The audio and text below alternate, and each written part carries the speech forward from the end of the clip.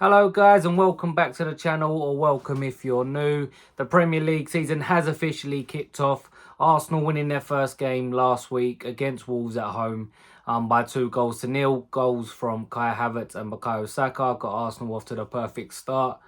Unfortunately, I didn't get round to doing a preview or a reaction to that game.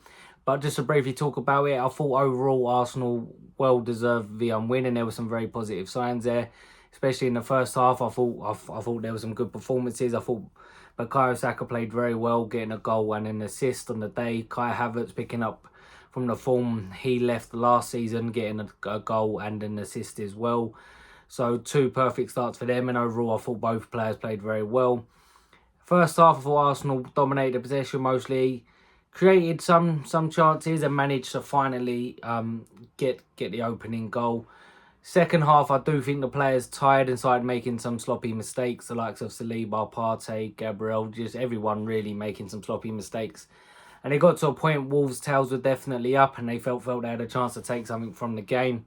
But then thankfully up step Bukayo Saka again to score a lovely goal and put the game beyond doubt and get Arsenal the first 3 points. I've seen a lot of overreaction. You know, I've spoken to people who have said that they don't think Arsenal's a title winning team because of the performance against Wolves, because Wolves had a spell where they were sort of on top.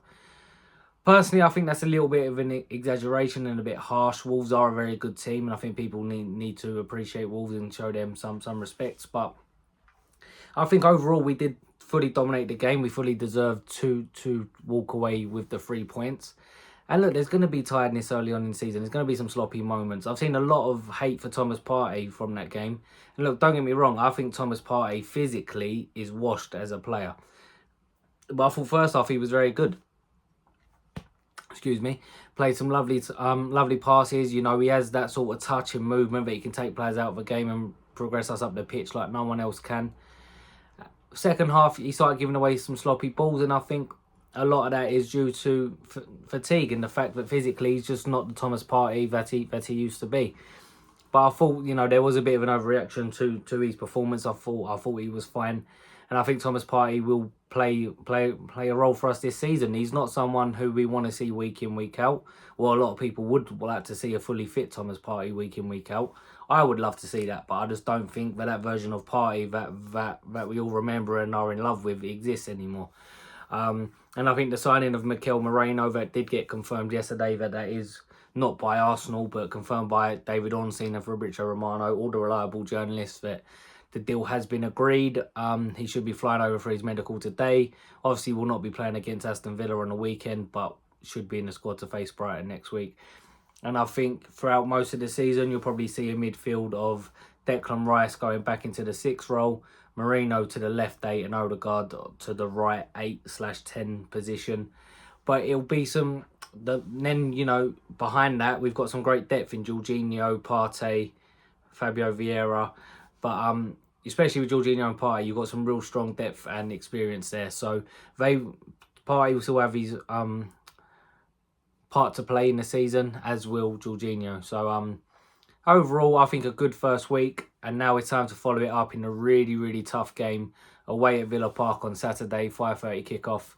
And look, Villa, in my opinion, along with Fulham, cost us the league last season. Obviously, we lost both games to Aston Villa last season, 1-0 at Villa Park and 2-0 at the Emirates. And as much as those were disastrous games, and like I said, if we win just one of them, we win the Premier League. And the game at home was in the running. And you look at that and think, if we just won that game, we would have lifted the title. However, I think you can look back at both games and have a strong argument that Arsenal could have and potentially should have won both games, at least not lost any of them. And that's something I'm sure the players and Mikel Arteta will be looking to put right, especially early on in the season.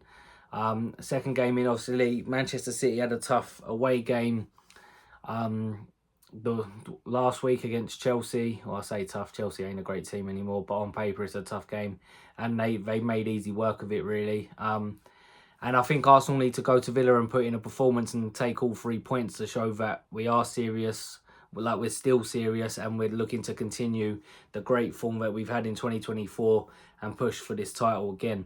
And I'm sure the players will have a little bit of revenge in their mind, in a sense. Like I said, Villa got 2 over on us last season. I'm sure Arteta really wants to get one over Unai Emery, obviously Arsenal manager before Arteta come in.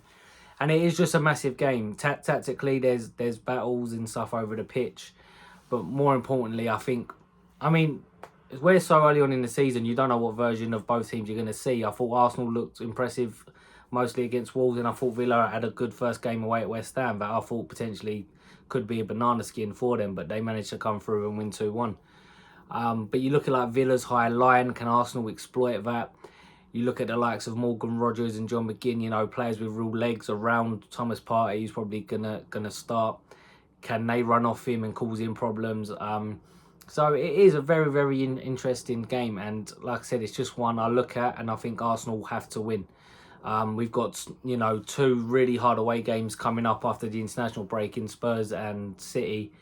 You don't want to go into them games already losing already losing a game before that, really, because those 2 games, Spurs away and City away, are 2 definitely games that anyone can lose throughout the season. So is Villa away, but I think Arsenal are a better team than Villa, and we should have what it takes to go there and get the win.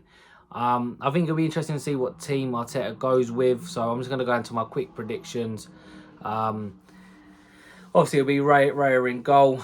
Our number 1 had a very good game against Wolves, actually, Raya. If you watched my videos before, especially my first, my early videos, I was never a big fan of David Raya, never fully convinced.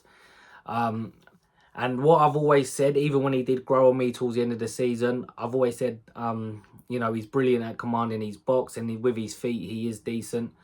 But can he save us points? How often does he make big saves? You know, he won the Golden Glove last year, got into PFA Team of the Season. Just a quick one on that. 5 of our players making it into the PFA Team of the Season this week. David Raya, William Saliba, Gabriel, Declan Rice and Martin Odegaard. And look, they all definitely deserve it, and really happy for them. The only thing I will say, how the fuck is Ben White not in that team? Kyle Walker got in as right back, and I'm sorry, Ben White had a much better season than Kyle Walker last year. I think it's just because he doesn't play for England personally, but that's just me. But anyway, back to David Raya. Like I said, I've always questioned, can he win us games? Can he make them saves at important times? Like I said, he got the Golden Glove last year, but I think a lot of that, and I think most people would agree, a lot of that was due to the defence and the midfield in front of him, especially the trio of Saliba, Gabriel and Rice. However, against Wolves, he made an amazing save at 1-0 that I'm sure everyone's seen now. Again, Arsenal losing the ball very, very sloppily in the middle of the park. Goes out to, it might have been Doherty on the right, I'm not sure.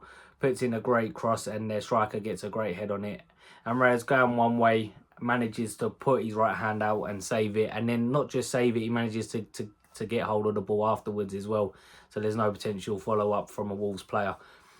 Brilliant save, and I think overall he was very, very good. And I would say that's one of the first times at the top of my head that Rayas made a really massive save at a massive time that I would argue is probably won us points.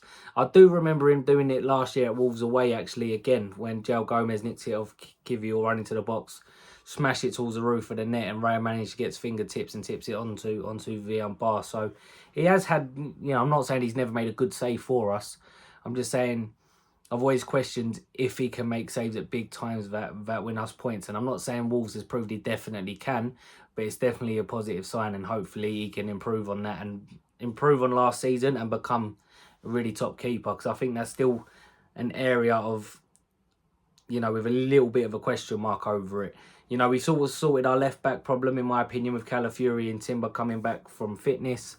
Looks like we've solved our left 8 problem with Mikel Moreno. We'll have to see how he does, of course, but it's definitely an extra body there. And then you look at the forward line, whether you think it's a striker or a winger we definitely need a forward.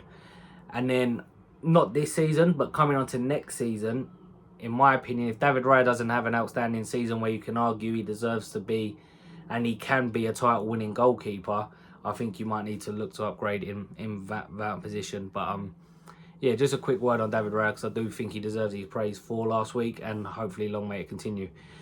Ben White at right back. Saliba and Gabriel, of course, at centre back. And then left back, I don't think Zinchenko will start this game. I'll be quite surprised if he does, and I'll be quite disappointed if he does. But as well as I thought he done against Wolves, I just think defensively we all know his problems, and he probably shouldn't be playing in tough away games like this. And if Leon Bailey looks at the team sheet, who will more than likely be playing right wing for or maybe as a split strikers for Aston Villa, he's going to look to drift over to that side and really think he can have a lot of joy against Zinchenko, and I think he'd be right in thinking that. So I think it's got to be Timber or Calafiori. Simply because Timber come on against Wolves, I think it will be him. I think Arteta probably, even though he's had a year out, but he's been around the team more, and he's obviously had more pre-season games than Calafiori, etc. I think he will trust him more tactically than Calafiori at this present moment in time for this game.